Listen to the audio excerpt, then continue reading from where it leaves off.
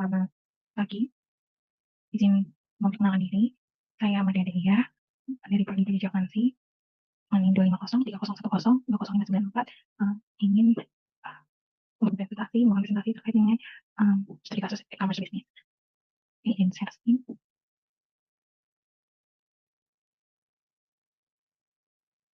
Baik, presentasi hari ini saya akan membawakan dengan judul digitalisasi operasional UMKM dan tata kelola sistem informasi menjelang info itu atas studi kasus Udibari dan PT Lentera Niaga.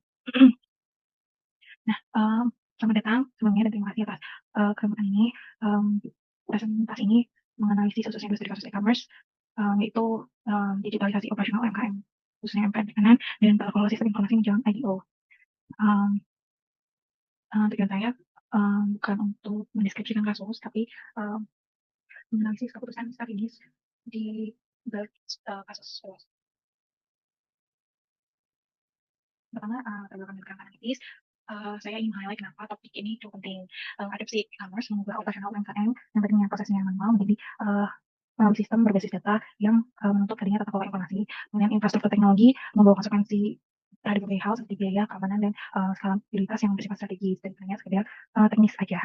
Nah, menjalankan SEO, kualitas data dan pengendalian internal ini menjadi syarat keterlengkapan keuangan, termasuk laporan keuangan berbasis XBRL atau yang kita kenal sebagai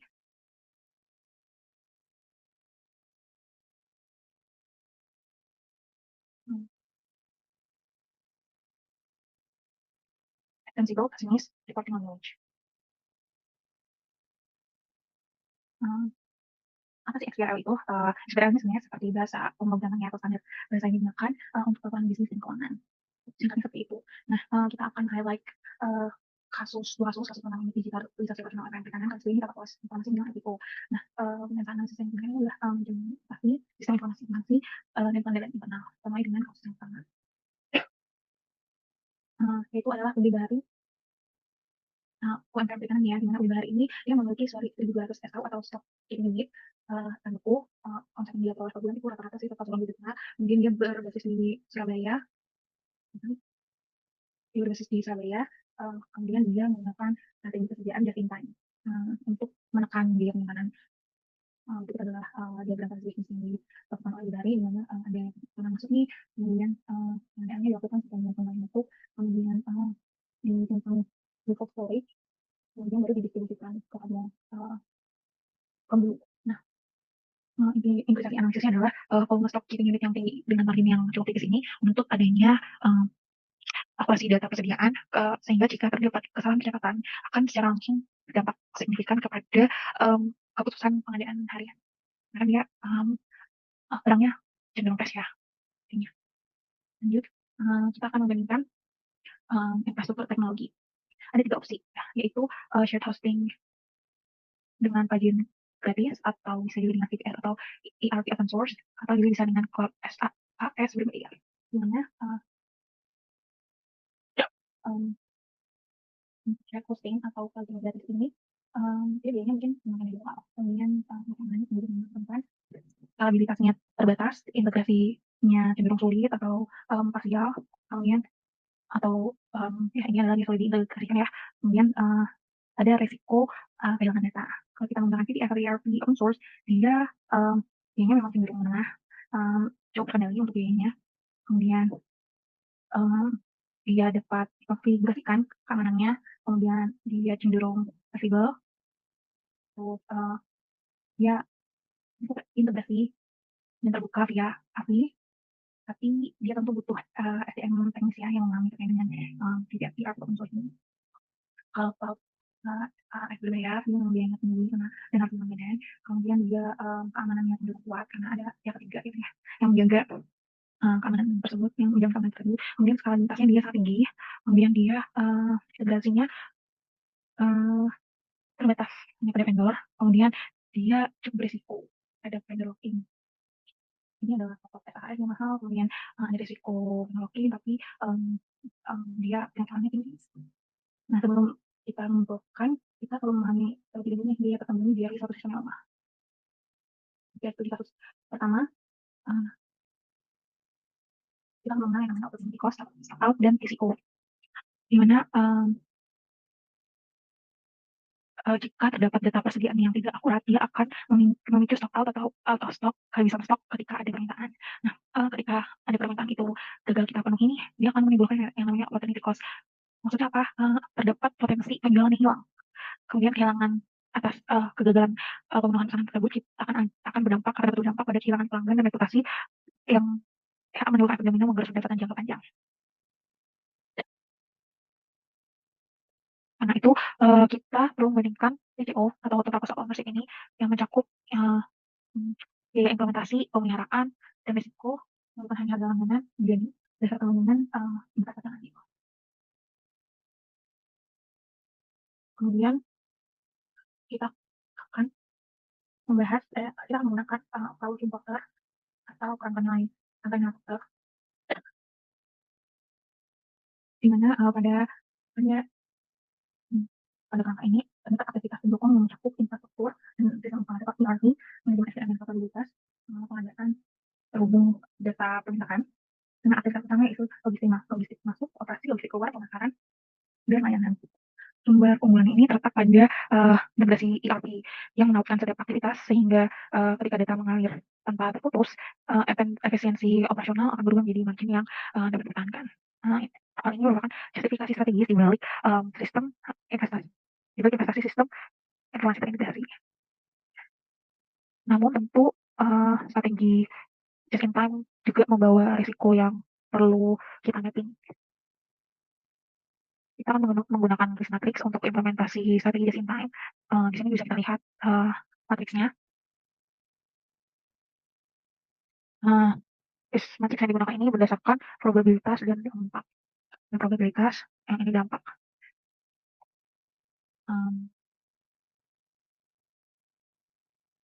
Zona kritis. Di sini terkait dengan zona kritis. Nah, yaitu kegagalan rantai dingin dan keterlambatan pasokan yang berdampak tinggi pada produk perishable menurut buffer stok minimal dan pemasok cadangan. Kemudian pengendalian data ini adanya error input data dan stock out berdasarkan pada kualitas data. Dapat mitigasi melalui validasi sistem API dan platform persediaan otomatis. Kemudian trade-off dari implementasi JT ini adalah JT ini memang menekan biaya penyimpanan, namun dia akan memperbesar sensitivitas terhadap gangguan. Cukup oke hanya bila didukung dengan sistem informasi yang ada. Kemudian solusi atas sistem yang kecil yaitu yang keempat yaitu adalah VTS kenapa? Karena dia menyeimbangkan biaya menengah dengan kontrol penuh atas keamanan dan konfigurasi sistem. Integrasinya bisa terbuka via API, mendukung penautan kasir gudang e-commerce, kemudian skalabilitasnya dia bertahap, selaras dengan pertumbuhan Shopee pemilik dan volume transaksi, kemudian dia bisa menurunkan risiko stock out melalui data persediaan yang akurat dan fixed time. Tapi tentu ada syarat atau terms of condition agar berhasil, yaitu perlu adanya SDM teknis yang capable, kemudian memerlukan prosedur backup dan keamanan, serta tata kelola data persediaan yang berstandar dan rekonsilasi rutin.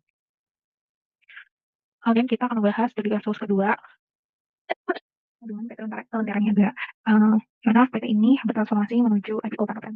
Nah, sistem pelaporan keuangan bertransisi yang digunakan PT Lentera Niaga dari yang tadinya Excel manual, yang cenderung rawan akan kesalahan dan sulit untuk diaudit, menjadi ke arah SAS accounting yang sudah standar dan jejak auditnya cukup jelas.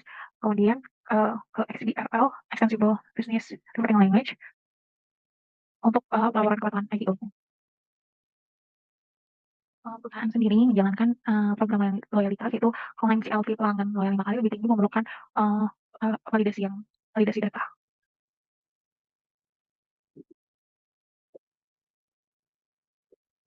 Tapi tentu ada kemungkinan indikasi kecurangan pengembalian dana senilai FP 240 juta yang kemudian ini menjadi warning sinyal atau celah kelemahan atas pengendalian perusahaan. Nah, atas ketiga isu ini akan kita analisis satu persatu dengan kita mulai dari kualitas data UX.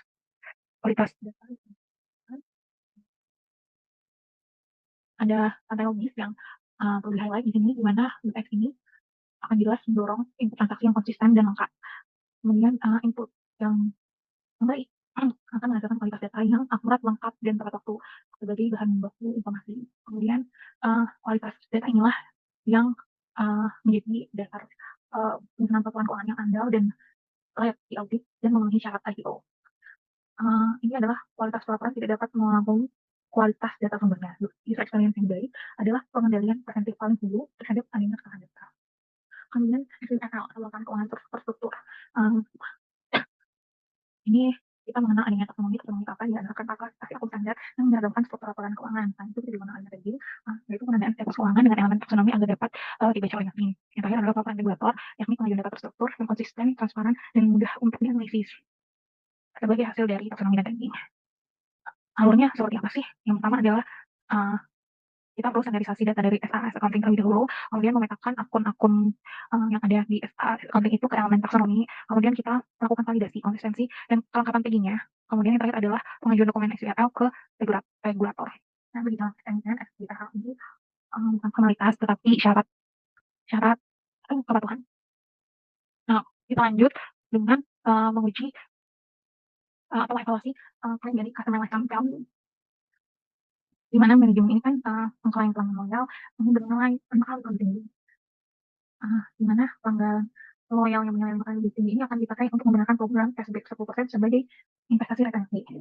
Nah, si LV ini dihitung dari rata-rata customer lifetime value ini atau pelanggan loyal ini dihitung dari rata-rata nilai transaksi dikali frekuensi dikali rentang waktu dikurangi dengan diakuisisi dan retensi. Nah, bagaimana kita menguji klaim tersebut? Yaitu yang pertama dengan uji validitas data, apakah angka 5 kali berasal dari kohort yang dapat ditelusuri, bukan dari rata-rata umum. Kemudian margin bersih, cashback 10% ini apakah cashback 10% ini harus dibandingkan dengan kenaikan customer lifetime value ratio, bukan hanya dari omset sektor. Sehingga kesimpulannya adalah klaim dapat dikatakan sah bila customer lifetime value ini dihitung dari data transaksi yang terverifikasi dan telah memperhitungkan biaya program. Kemudian pengendalian internal atas refund tadi di awal sempat jelas ya, adanya temuan misi yang sebanyak 201 juta. Hanya untuk punya pengendalian internal. Nah, pengendalian ini kita bagi menjadi jenis pengendalian preventif, detektif, dan korektif. Implementasi terkait preventif itu dengan memverifikasi identitas dan batas pengiriman otomatis serta pemisahan tugas otorisasi. Untuk langkah detektif yang dilakukan adalah analisis anomali pola refund, kemudian melakukan rekonstruksi secara kepala dan tentu audit detail transaksi. Kemudian jika memang ditemukan adanya faktor refund, maka langkah koreksi yang bisa dilakukan yaitu penyediaan dana, fakta internal, dan perbaikan prosedur pasca temuan. Resiko residual yang muncul ketika atas kontrol preventif ini cukup rendah jika aturannya ditegakkan secara konsisten. Untuk jenis pengendalian detektif itu resiko residualnya cenderung sedang, deteksinya bersifat setelah adanya kejadian, kemudian kontrol ketika sudah terjadi ini resiko residualnya tinggi karena kerugian memang sudah terjadi dan sebagian sulit dipulihkan. Nah, implikasi terhadap IPO kerugian 21 juta ini untuk menandakan ada kelemahan pengendalian preventif dan koordinasi ketiga lapis kontrol ini dikarenakan efektif ini wajib didokumentasikan sebagai bagian dari persiapan tata kelola yang baik. Kemudian prioritas strategis menjelang IPO yang ini yang pertama kondisi data, migrasi dari tadi Excel menjadi SAS accounting dan standarisasi kualitas data, kemudian penggiraan internal dengan menegakkan kontrol preventif, detektif, dan kolektivitas refund, kemudian kepatuhan laporan, implementasi laporan XBRL yang tervalidasi dan dapat diaudit. Yang terakhir adalah kesiapan pasar, di mana adanya validasi metrik nilai pelanggan dan transparansi tata kelola. Secara logis urutan yang itu adalah data yang andal, adalah syarat pengendalian yang akurat, adalah syarat laporan yang kredibel, adalah syarat kepercayaan investor. Jadi betul efek domino sebenarnya. Kesimpulannya, infrastruktur kesimpulannya adalah infrastruktur yang strategis, pilihan teknologi UMKM adalah keputusan strategis.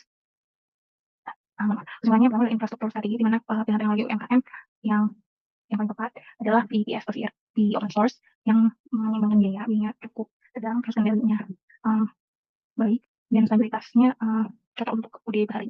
Kemudian data sebagai fondasi di mana kualitas data dan UX ini akan menentukan kredibilitas laporan dan XBRL yang terstandarisasi ini akan berdampak pada TA bertujuan untuk kepatuhan IPO. Kemudian tata kelola yang kredibel, penilaian internal yang berlapis dan metrik pelanggan yang tervalidasi ini adalah syarat kepercayaan investor menjelang IPO. Nah, digitalisasi yang berhasil mengenang teknologi termahal, melainkan kesesuaian sistem informasi dengan kebutuhan operasional dan disiplin tata kelola. Itu adalah daftar pustaka referensi yang saya ambil.